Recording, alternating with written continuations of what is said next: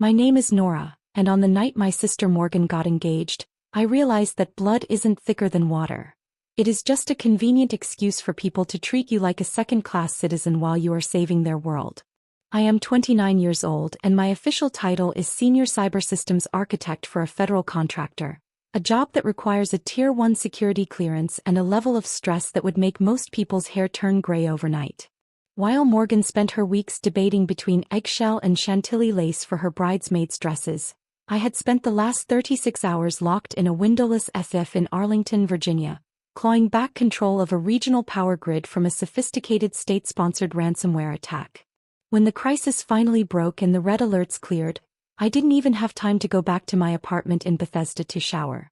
I drove my silver 2022 Subaru Outback straight to our parents' estate in Great Falls, still wearing my tactical utility trousers, my grease-stained company polo and my scuffed Belleville boots. The contrast was enough to make your teeth ache. The driveway was lined with sleek, black luxury sedans, including a 2024 Mercedes-Maybach S-Class that probably cost more than my first 4 years of tuition at MIT. The air in the foyer was thick with the suffocating metallic sweet scent of Baccarat Rouge 540 and the expensive floral arrangements that cost $5,000 apiece.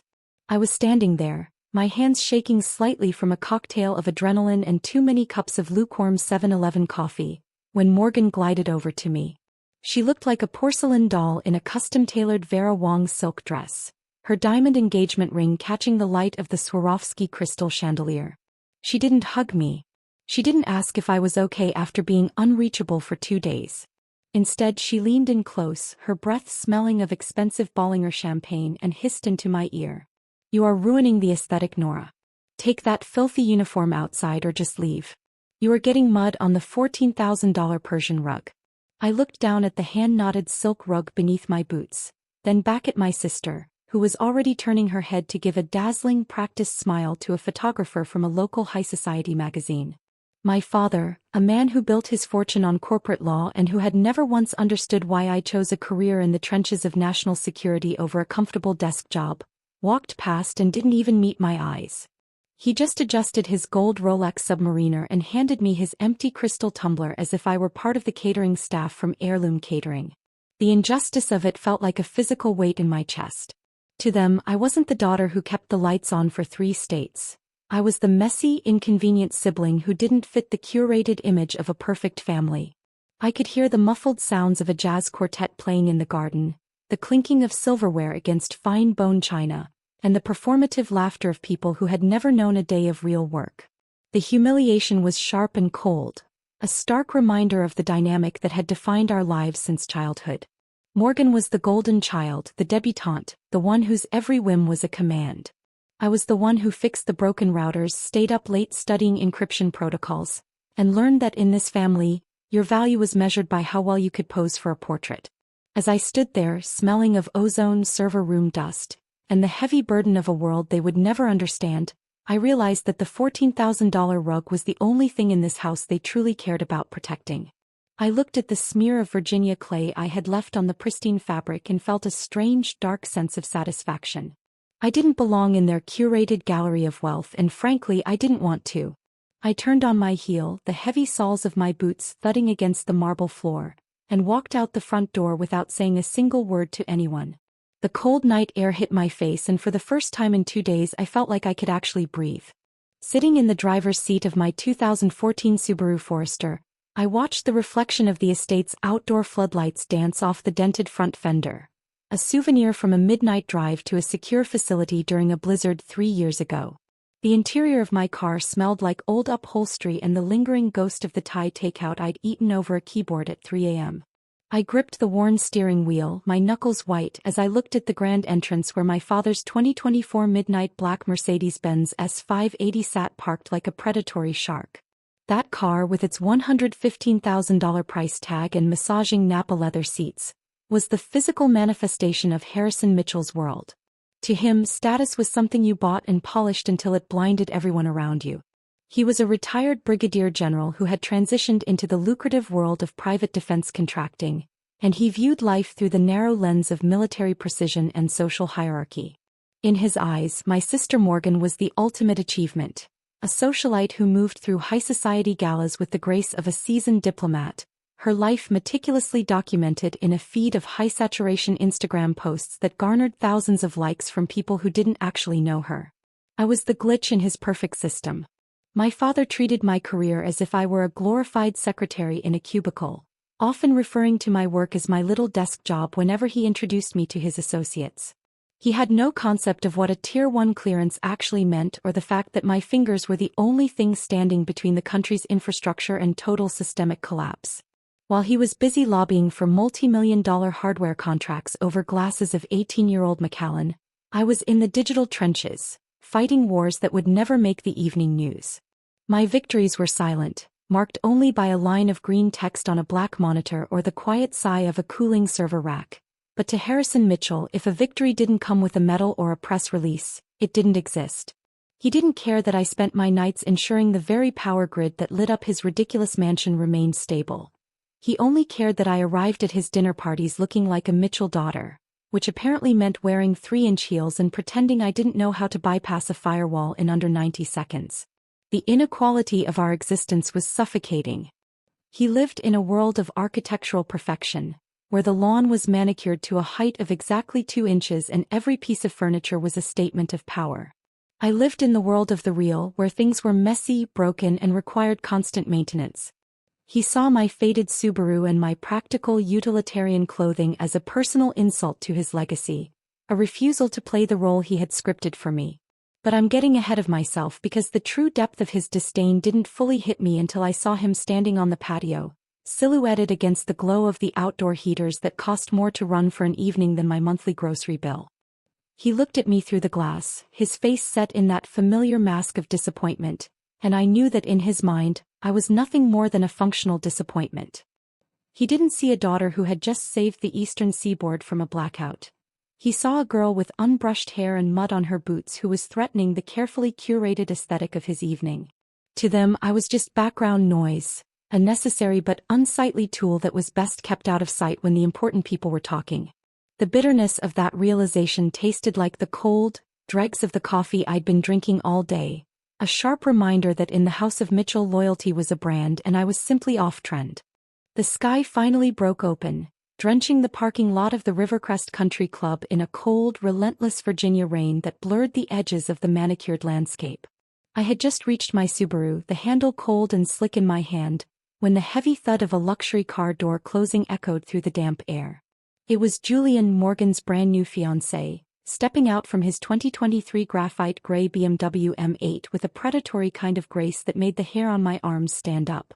Julian was a major in logistics with connections that snaked through the Pentagon like ivy, a man who treated every human interaction as a supply chain to be manipulated. He didn't offer an umbrella or ask why I looked like I had just crawled out of a disaster zone. Instead, he stepped into my personal space, his uniform crisp despite the downpour, the scent of expensive sandalwood shaving cream cutting through the smell of wet asphalt. Without a word of greeting, he thrust a thick manila folder toward my chest, the paper already beginning to curl from the humidity. "Sign this," he commanded, his voice a low, disciplined rasp that he usually reserved for subordinates on the flight line. I blinked, my brain struggling to pivot from cyberdefense protocols to the legal jargon I saw peeking out of the folder.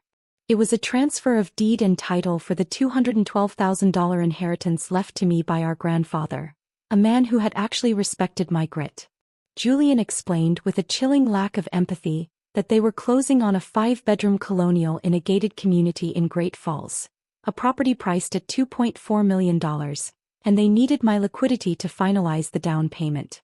The sheer audacity of it felt like a physical blow to the stomach. That money was my only safety net, the only thing I had that didn't depend on the Mitchell family's approval.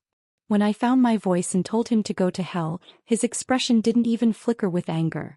It settled into a look of smug, superior boredom.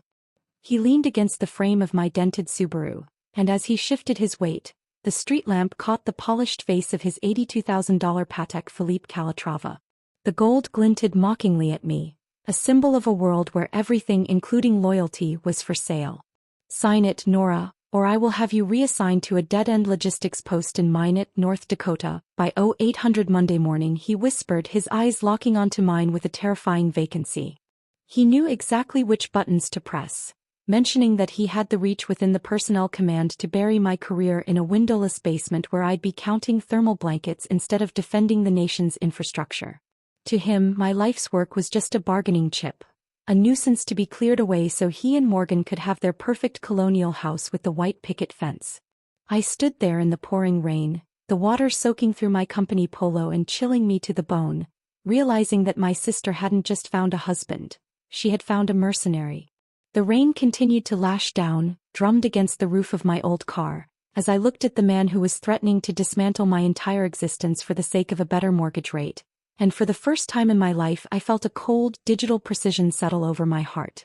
They thought I was just a girl at a desk, but they had forgotten that in my world I was the one who controlled the gates. I sat in the cramped, dimly lit cabin of my Subaru for 2 agonizing hours, the rhythmic drumming of the rain against the metal roof creating a hollow, percussive soundtrack to my internal shift. I didn't cry because tears were a luxury for people who still believed in the fairness of the world, and my belief in that had dissolved the moment Julian threatened to bury my career for a down payment. Instead, I reached into my bag and pulled out my ruggedized Getac government tablet, the screen glowing with a sharp, clinical blue light that reflected in my tired eyes as I bypassed the biometric locks. A lingering red alert from the earlier grid crisis was still pulsing in the corner of the display, a reminder that while my family viewed me as a nonentity, the literal stability of the region rested on my ability to process complex data under fire. My loyalty to the Mitchell name had been a one-way street paved with my own sacrifices, a road that had finally reached a dead end in a flooded country club parking lot. I reached into the glove box, pushing aside a stack of old maintenance receipts and a spare charging cable, and pulled out a single crumpled white paper napkin from a Starbucks I had visited 3 days ago. Using a fine-tipped black pen, I began to perform the kind of forensic financial analysis that my father always assumed I was too unrefined to understand. I knew for a fact that Julian, as a major in logistics, had an annual base salary of approximately $98,000 before his housing allowance. Even with a generous 04 pay grade and cost of living adjustments, the numbers on my napkin began to look like a confession of grand-scale corruption. That Patek Philippe on his wrist was worth $82,000, which represented nearly 80% of his entire annual take-home pay after taxes. Then there was the BMW M8, the tailored suits, and the impending $2.4 million colonial in Great Falls that would require a monthly mortgage payment of at least $12,000. The math simply did not add up, and in my world, when the math fails, it means someone is hiding a variable. As a systems architect, I was trained to look for the hidden nodes, the backdoors, and the unauthorized packets of data moving through a network, and Julian was a massive, glowing anomaly in the Mitchell family's pristine system. He was a logistics officer with access to multi-billion-dollar procurement contracts, and suddenly his desperate need for my $212,000 inheritance didn't look like greed. It looked like a frantic attempt to cover a hole in a much larger embezzlement scheme. I felt a cold, surgical calm wash over me, replacing the sting of Morgan's insults and my father's indifference. They wanted me to be the quiet sister, the invisible technician who smoothed over their inconveniences while staying out of the light, but they had fundamentally misunderstood the power of an architect.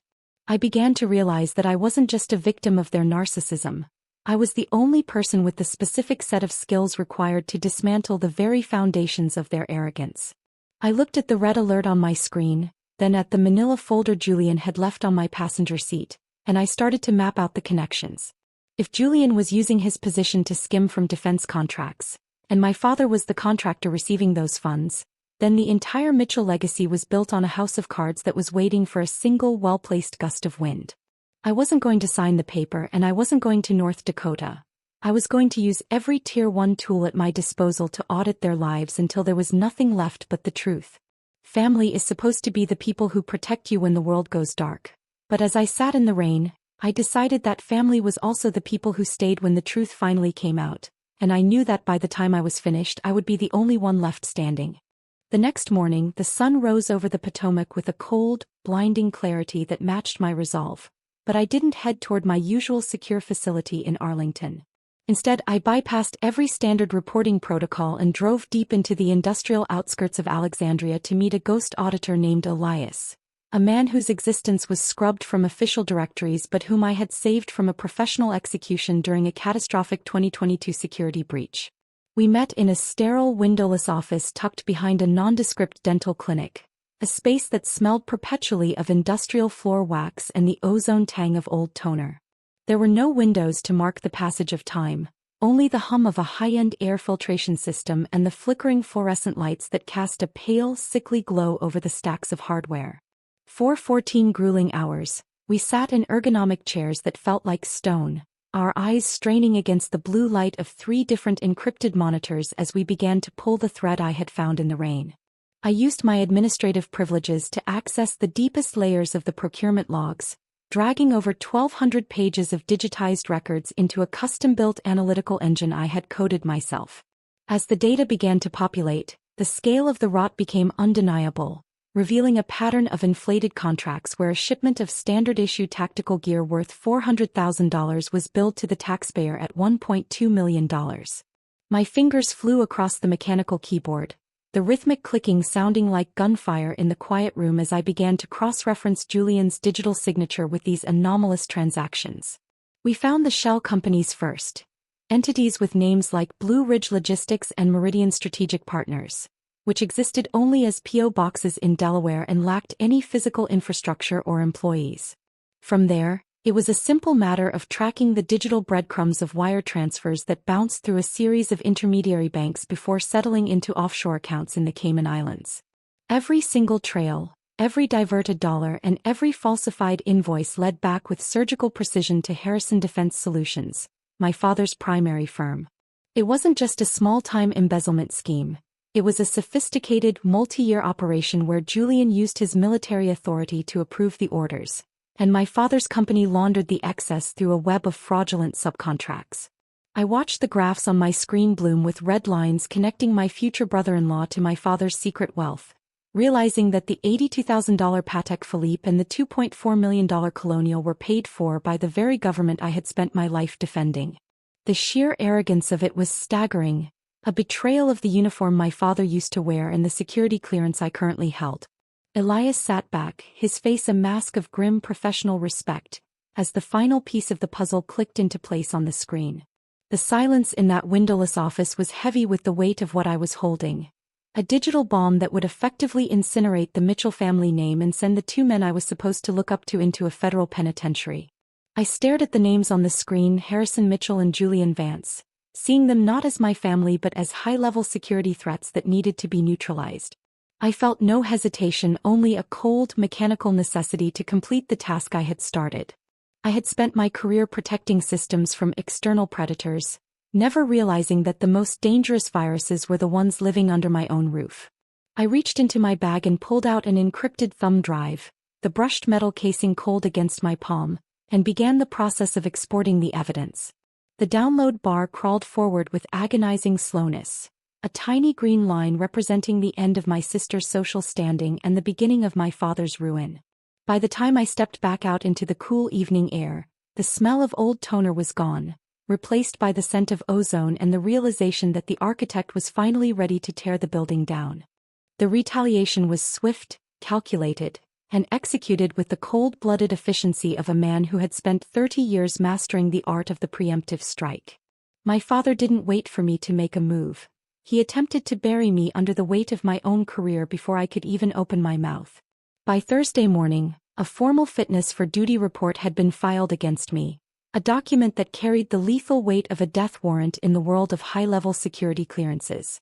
Harrison had used his lingering influence to paint a picture of a daughter spiraling into a void of delusional paranoia and psychological instability, a narrative supported by 15 pages of meticulously fabricated testimony provided by him and Morgan. They described my long hours as evidence of a manic episode and my exhaustion after the grid crisis as erratic, unhinged behavior that made me a liability to national security. I was summoned to the base legal office at Fort Belvoir, a room that smelled of stale peppermint and expensive floor wax, where a JAG colonel named Miller sat behind a heavy oak desk, looking at me with a sickening brand of professional pity. Colonel Miller adjusted his glasses, his eyes scanning the folder that contained the systematic destruction of my reputation, and told me in a flat, bureaucratic tone that based on the gravity of the familial testimony, they had no choice but to suspend my Tier 1 clearance effective immediately. He spoke about the Mitchell family's long-standing service to the country as if it were a holy relic, implying that a general of my father's stature would never fabricate such a harrowing account unless it were absolutely true.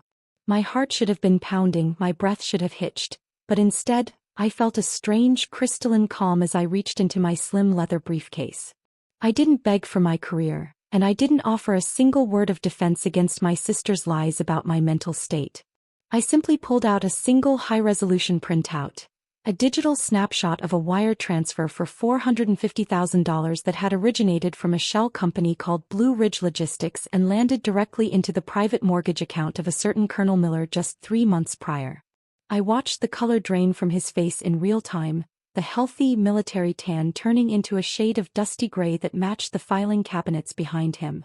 The air in the room seemed to vanish as he stared at the document, which detailed the exact routing numbers, the date of the transaction, and the digital fingerprint that linked his sudden home equity to my father's embezzlement scheme. He realized in that heartbeat that I wasn't just a paranoid daughter. I was the architect who had already mapped out the entire plumbing of their corruption. Without a single word being exchanged, he reached out with a trembling hand, took the suspension notice he had just signed, and fed it into the heavy-duty shredder beside his desk. The mechanical whine of the blades echoed through the silent office, turning the document into a pile of meaningless white confetti.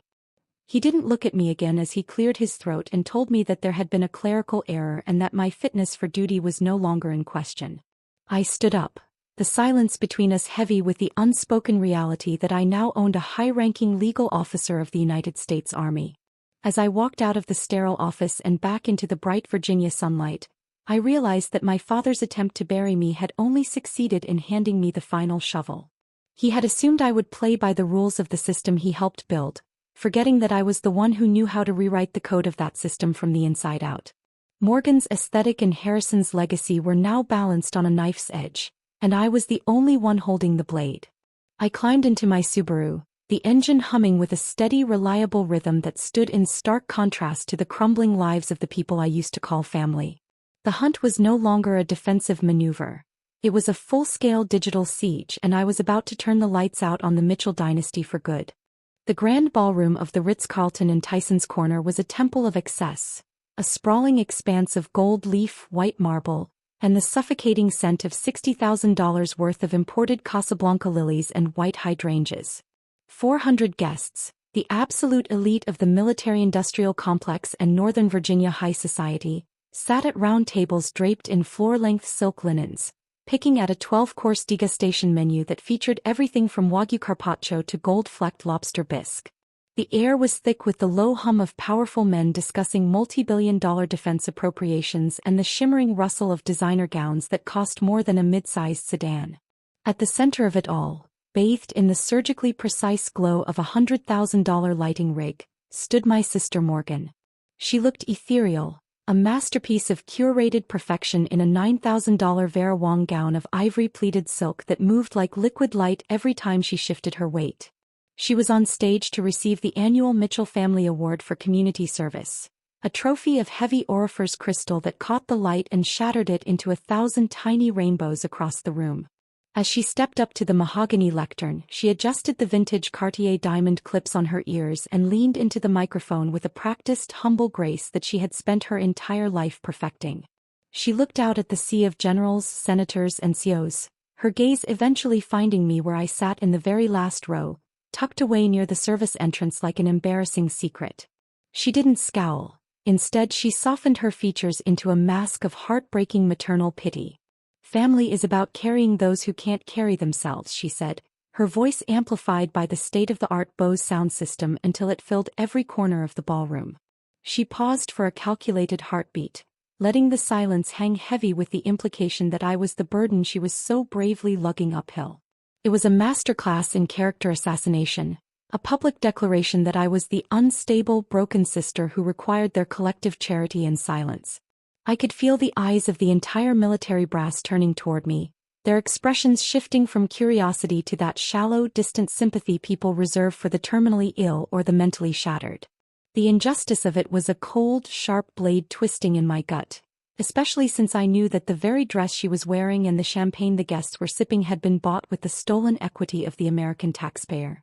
Harrison sat at the head table, his chest puffed out with a patriarch's pride, nodding solemnly as his golden daughter painted me as a delusional pariah in front of every person who mattered in my professional world. They were using the Gala as a shield, a high society fortress where they thought their lies were untouchable because the setting was too beautiful for the truth to be ugly. Morgan continued her speech, detailing her tireless work for charitable foundations that I knew were just more shell companies for Julian's logistics maneuvers, her voice trembling slightly with a counterfeit emotion that made the woman next to me reach for a lace handkerchief. They had spent 40 years building this myth of the Mitchell family excellence, and tonight was supposed to be the coronation of their deception. But as I sat there in the shadows, my hand resting on the encrypted tablet hidden beneath the white linen tablecloth, I realized that they had made a fatal architectural error. They had assumed that because I was quiet I was passive and because I was messy I was weak. They didn't understand that an architect doesn't need to shout to be heard. They just need to remove the one structural beam that holds the entire roof up. I watched Morgan bask in the thunderous standing ovation, her teeth white and perfect as she blew kisses to the crowd, and I felt the last shred of my familial loyalty dissolve into digital ash. She wanted an audience for her lies, and I was about to give her an audience for the truth that would be far larger than 400 people in a Ritz-Carlton ballroom. The aesthetic was about to be ruined permanently, and this time no amount of money or Persian rugs would be able to soak up the mess. I leaned forward, the glow of my tablet reflecting in my eyes, and prepared to send the command that would turn their night of triumph into a federal crime scene. I didn't wait for the thunderous choreographed applause to die down or for Morgan to step away from the mahogany lectern with her practiced, humble smile.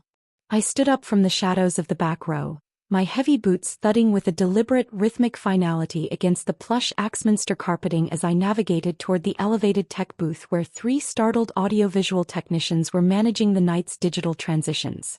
They knew me from the regional security briefings, recognizing the Tier 1 credentials hanging from my neck, and they didn't move to stop me when I reached over the console to seize the primary HDMI override cable. I didn't need a microphone to scream over the noise. I needed the visual dominance of the 20-foot high-definition LED screens that flanked the stage, screens that were currently displaying a heartwarming montage of Morgan's childhood photos in the Great Falls estate. With a hand that remained surgically steady, I slid my brushed aluminum encrypted drive into the master port and executed a forced kernel bypass that overrode the entire Ritz-Carlton presentation system. The transition was instantaneous and brutal, the soft sepia tones of family nostalgia flickering once before being replaced by a stark clinical white background that blasted the ballroom with a cold, unforgiving light. The giant screens now displayed a massive high-resolution spreadsheet titled Project Icarus Unauthorized Tech Transfers, a document that contained every digital fingerprint of the Mitchell legacy's corruption. The room went silent so abruptly it felt like the air had been sucked out of the building, a vacuum of sound where the only thing audible was the sharp crystalline ring of a silver fork hitting a fine bone china plate at table 4. Morgan froze in the center of the stage, the $9,000 Vera Wang silk reflecting the crimson red of the highlighted cells on the screen behind her, her face turning a sickly, translucent white under the harsh glare of the data. Column by column, the 400 guests, the very elite of the Department of Defense and the private sector, watched as 1,200 pages of procurement logs were condensed into a damning visual map of theft. The screens cycled through the shell companies, displaying the exact wire transfer amounts from Blue Ridge Logistics directly into Julian's offshore accounts and the $450,000 mortgage payoff I had tracked to the JAG office. I didn't stop there. I triggered the secondary script that pulled up the high-resolution scans of the falsified equipment manifests, showing where my father's firm had billed the government for advanced thermal imaging systems while delivering refurbished, second-tier hardware from the late 90s. The raw data was indisputable, a technical autopsy of a crime that was happening in real time, and the names Harrison Mitchell and Julian Vance were watermarked across every single fraudulent invoice in bold black letters. I watched from the booth as my father stood up at the head table, his face a contorted mask of purple rage and sheer, unadulterated terror, his hand trembling as he gripped his crystal tumbler of Macallan so hard I thought it would shatter. Julian was already reaching for his encrypted phone, his eyes darting toward the exits, but I had already signaled the base security teams and the federal auditors who were waiting in the foyer. The aesthetic was gone, replaced by the ugly, jagged lines of a felony in progress, and the Mitchell family's carefully curated reputation was dissolving like sugar in the rain. Morgan looked small on that stage, a porcelain doll caught in the middle of a digital hurricane, while I stood at the controls of her destruction, the quiet sister finally speaking in the only language they couldn't manipulate, the truth of the code. I didn't feel a surge of joy, only a profound hollow sense of equilibrium as the architect finally brought the condemned structure down. "Let's talk about sacrifice," I said, my voice cutting through the stunned silence of the Ritz-Carlton ballroom with a cold digital resonance that seemed to vibrate the very crystals on the chandeliers. I stepped out from the shadows of the tech booth and began a slow, deliberate walk toward the stage, the heavy thud of my tactical boots on the hardwood perimeter sounding like a gavel bringing a corrupt court to order. I didn't need to shout because the house technicians had slaved the audio levels to my handheld transmitter, ensuring that every syllable of my betrayal reached the back of the room with terrifying clarity. I reached the edge of the stage and raised a steady hand, pointing directly at the 20-foot LED screen where the data had just shifted into a high-resolution forensic breakdown of a military logistics nightmare. "Slide 4, I announced, and the screen flickered to life with a side-by-side comparison of a Department of Defense procurement order and a private warehouse manifest located in an industrial park in Sterling, Virginia. There it is in black and white, Major Julian Vance's digital signature, dated October 14th, approving $3.4 million in surplus tactical hardware that was supposedly destined for a forward operating base but instead ended up in a climate-controlled warehouse owned by a holding company called Mitchell Strategic Assets." I watched Julian, who was standing frozen near the flower-draped podium, his face contorting into a mask of pure, unadulterated panic as he realized the $82,000 Patek Philippe on his wrist was now a glowing beacon of his own greed. The guests, a sea of 400 high-ranking officials and socialites, began to whisper in a low, frantic hiss that sounded like a nest of disturbed vipers, their eyes darting between the screen and the man who had just been toasted as a hero of the family. I didn't stop there because the architecture of their ruin required a complete collapse of the foundation, so I triggered the next dataset that displayed the specific serial numbers of the missing night vision optics and encrypted radios. I turned my gaze toward the head table where my father, Harrison Mitchell, sat with his hands gripped so tightly around the edge of the silk-covered table that his knuckles were bone-white against the gold-trimmed china. The tan he had spent 3 weeks perfecting in the Virgin Islands seemed to drain away in real time, replaced by a ghostly, translucent pallor that made him look every bit the aging, desperate man he truly was. He tried to stand, perhaps to command the room or to order me into silence, but his legs seemed to fail him under the weight of the $3.4 million theft being broadcast to the very people he had spent decades trying to impress. Morgan was a statue of ivory silk beside him, her mouth slightly agape, the $9,000 Vera Wang gown now looking like a shroud as the red highlighting from the spreadsheet washed over her face like a digital blood stain. The whispers in the room grew into a roar of realization as I detailed the exact routing numbers of the kickbacks that had paid for this very gala, for the 12-course meal, and for the white lilies that now smelled like the rot of a dying legacy.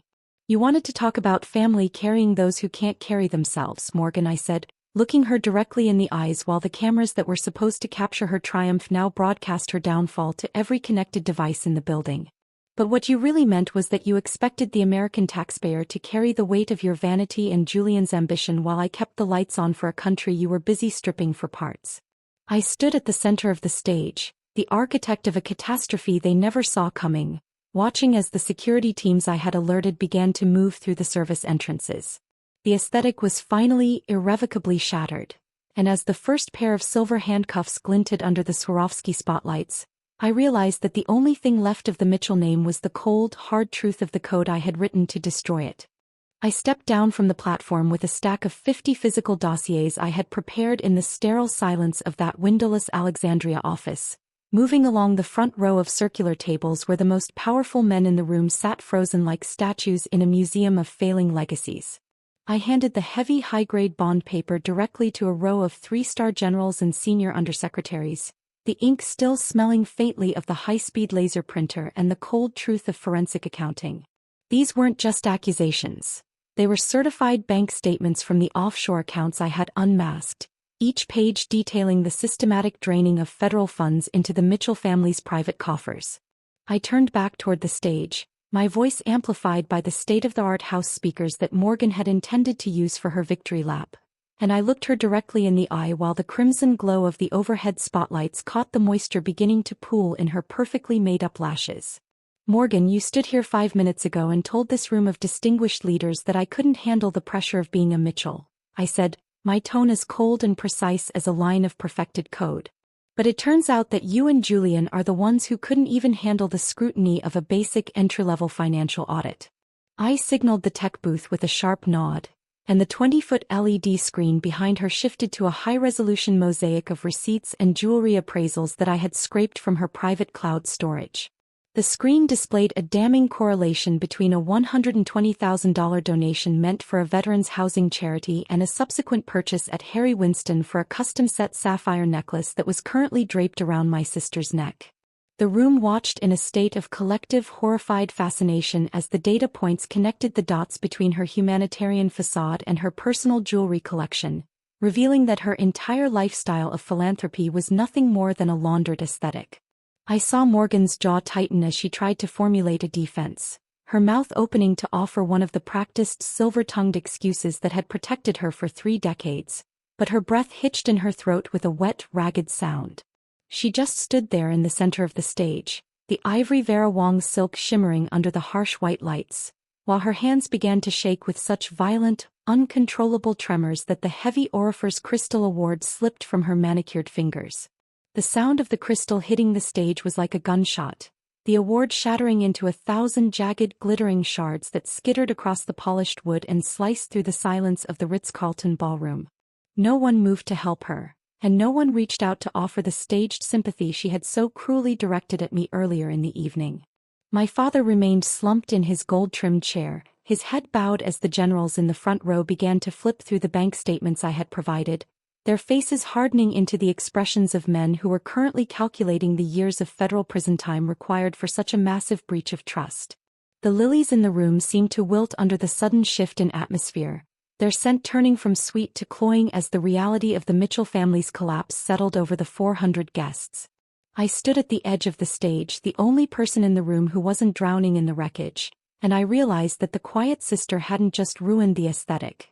She had completely rewritten the reality of the Mitchell name. The shattered crystal at Morgan's feet was a perfect metaphor for the life she had built on the backs of others, a glittering hollow thing that had finally encountered the weight of the truth and proved itself too fragile to survive. The fallout was surgical, a clinical deconstruction of a dynasty that took less time to collapse than the 36-hour shift I had worked to save the power grid. By 8 o'clock the following morning, the quiet cul-de-sac in Great Falls was choked with the matte black SUVs of the Criminal Investigation Division, their flashing blue and red lights reflecting off the pristine white columns of my father's 24,000-square-foot estate. I watched from a distance as federal agents in windbreakers began the systematic stripping of the Mitchell aesthetic, hauling out box after box of high-end electronics and rolling the 2024 Mercedes-Benz S580 onto the bed of a heavy-duty recovery truck. They seized everything the light touched, including the $14,000 Persian rug that Morgan had been so worried I would stain with my muddy boots. In a humid evidence room in Falls Church, agents were cataloging 14 vintage timepieces, including Julian's $82,000 Patek Philippe and my father's gold Rolex Submariners, each one now a numbered exhibit in a federal grand jury investigation. Julian's descent was the most vertical, falling from a high-ranking major in logistics to a disgraced prisoner in a matter of hours as the Pentagon moved with a rare, vengeful speed to excise the rot he had introduced into the procurement system. He was stripped of his rank and his pension before his morning coffee had even gone cold, and by noon, the headlines were already speculating on the 15-year sentence he was facing at the United States Disciplinary Barracks in Leavenworth for a lethal combination of treason and grand-scale embezzlement. The man who had threatened to bury my career in North Dakota was now looking at a decade and a half in a windowless cell, a victim of the very logistics and supply chain records he thought he could manipulate without consequence. Morgan's perfect, curated life evaporated with a terrifying volatility that no amount of PR damage control could suppress. Her social circle, a collection of shallow high society influencers and military spouses, blocked her across every platform before the sun had even set on the day of the raid, turning her into a social pariah whose name was now synonymous with federal fraud. The financial destruction was absolute, a digital wildfire that I had ignited with a single keystroke at the Ritz-Carlton Gala. Harrison Defense Solutions, the firm my father had spent his entire post-military life building on a foundation of inflated contracts and kickbacks, saw its stock price plummet from $48 to a pathetic 12 cents a share within 72 hours. The board of directors resigned en masse, the company's assets were frozen by the Department of Justice, and the Mitchell name became a toxic brand that investors fled as if it were a radiation zone. My father, the man who treated my career like a safe desk job and my presence like a burden, sat in a drab interrogation room smelling of cheap floor cleaner and stale air, finally realizing that the daughter he underestimated was the only one who truly understood how the world worked. He had spent his life polishing a facade of power, but he had forgotten that in the 21st century, power isn't held in a title or a luxury car. It is held in the data. I returned to my apartment in Bethesda, the silence of my small living room a stark contrast to the chaotic collapse of my family's empire. My 2014 Subaru was still parked in its usual spot, its dented fender a badge of a life lived in the real world rather than the curated gallery of my sister's imagination. I still had my Tier 1 clearance, my job, and the $212,000 that my grandfather had left me, but more than that, I had the quiet satisfaction of knowing that the architect had finished the job. They wanted to talk about family and sacrifice while they stole from the country I protected, never realizing that the most dangerous person in the room is always the one who is paying attention to the details they think are beneath them. As I closed my laptop and finally went to sleep, I knew that the Mitchell legacy was gone, buried under the weight of its own greed, and for the first time in my life the air felt clean. I moved into a quiet 1,200-square-foot loft in a repurposed industrial building in the heart of the city, a space defined by exposed brick, polished concrete floors, and oversized steel-framed windows that let in the honest, unfiltered light of the morning. There were no $14,000 Persian rugs to protect here, no Swarovski chandeliers to polish, and no suffocating scent of $400 perfume lingering in the hallways. Just the scent of fresh mahogany sawdust from the bookshelves I was building myself and the steady, comforting hum of my high-end workstation. My new life cost me $4,200 a month in rent, a price I paid gladly for the luxury of a front door that didn't lead into a minefield of ego and aesthetic perfection. I spent my evenings sitting on a simple charcoal gray linen sofa from West Elm, watching the city lights flicker like a massive organic circuit board, knowing that for the first time in 29 years, I wasn't responsible for fixing the broken connections of a family that never valued the hands that kept them wired together. The digital ghost of my past tried to haunt me on a Tuesday afternoon when an email notification pinged on my secure encrypted secondary monitor, originating from the law offices of Sterling and Associates, the firm that had handled my father's corporate shielding for decades. The subject line read "Formal Request for Family Reconciliation," and the body of the message was a desperate 3-page plea typed in a professional font that couldn't hide the frantic tone of a man whose empire had turned to ash. My father, currently facing a litany of federal charges from a cramped remand center, was begging for a meeting, claiming that blood was thicker than the data I had released and that we needed to present a united front to save what was left of the Mitchell name. He spoke of Morgan's depression and Julian's shattered future as if I were the one who had signed the fraudulent invoices, once again trying to cast me in the role of the stabilizer, the quiet fixer who would surely come to their rescue if they pushed the right emotional buttons.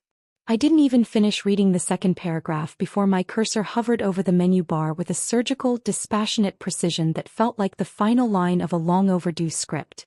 I didn't reply with a scathing manifesto or a list of my grievances. I simply marked the address as high-level spam and set a permanent, server-side filter that would automatically delete any future communication from their legal team or personal accounts without it ever hitting my inbox. My worth was never something they could define by my proximity to their luxury cars or my willingness to play the part of the eccentric, invisible sibling. I realized as I sat in the silence of my loft that my quietness had never been a sign of weakness or submission. It was a countdown, a slow-burning fuse that they had ignored while they were too busy admiring their own reflections in the mirrors I had kept clean for them. The Mitchell family legacy was now nothing more than a case study in federal procurement fraud and social collapse.